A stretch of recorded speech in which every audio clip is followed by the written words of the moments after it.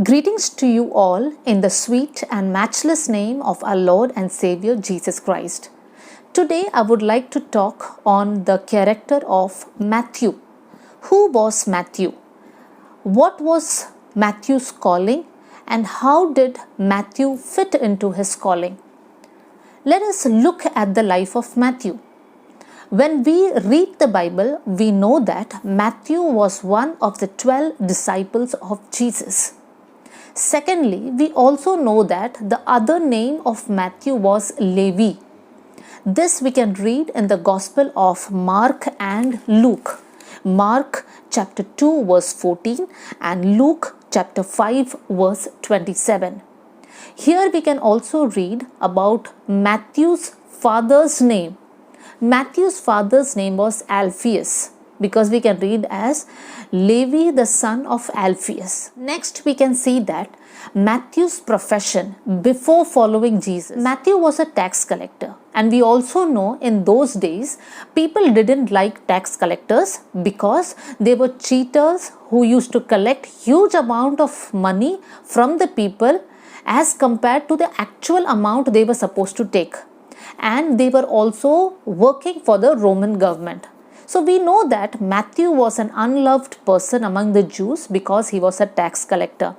People used to treat tax collectors as sinners. So we know in which category Matthew belonged to. Matthew was also in a category which was labeled as sinners. But one day, as Matthew was collecting the tax, Jesus went through that way. He looked at Matthew and told Matthew, "Come and follow me." Matthew left his tax collecting work and followed Jesus. We also know Matthew was one of the 12 disciples of Jesus. So Matthew, who was a person unloved and treated very badly by the society, but now as he turns his life to Jesus, obeys Jesus and follows Jesus, his life is becoming a blessing to many others. So this is a lesson for us. We may be unloved. We may be living in a world of sin. But when we obey Jesus and follow him, our life will be a blessing for others. Now we need to pay attention to the Gospel of Matthew. Matthew is the first book of the New Testament and it is written by Matthew.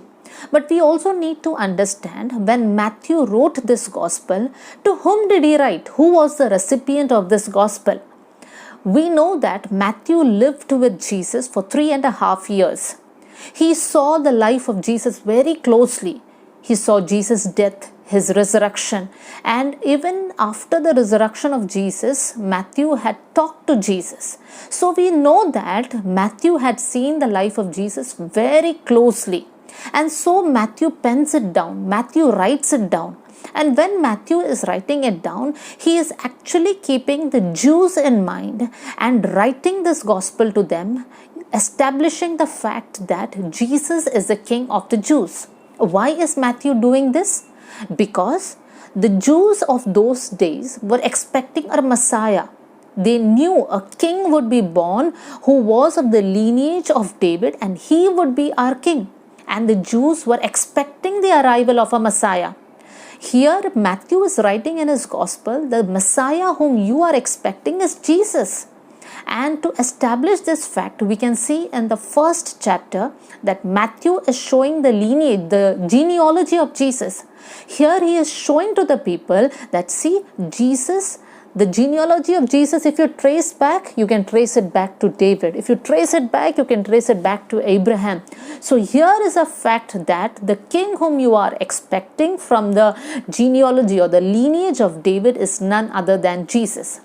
Secondly, we can see the wise men who came to visit baby Jesus. The wise men, when they met King Herod, they asked him, "Where is he, the King of the Jews? Please tell us so that we may also go and bow before him."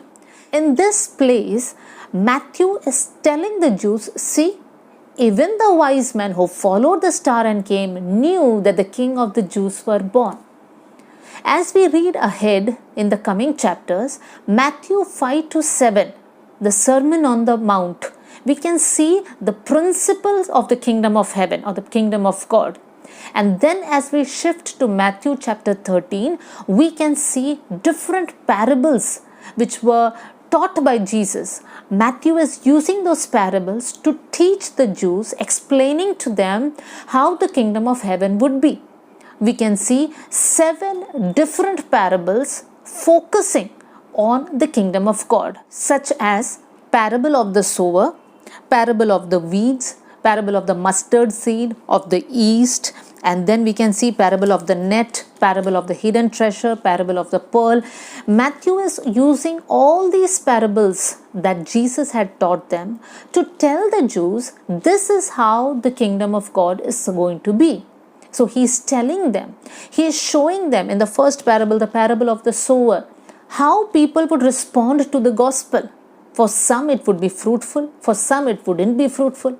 And then he is using another different parable, the parable of the yeast, the parable of the treasure, to show them how the kingdom of heaven is going to be.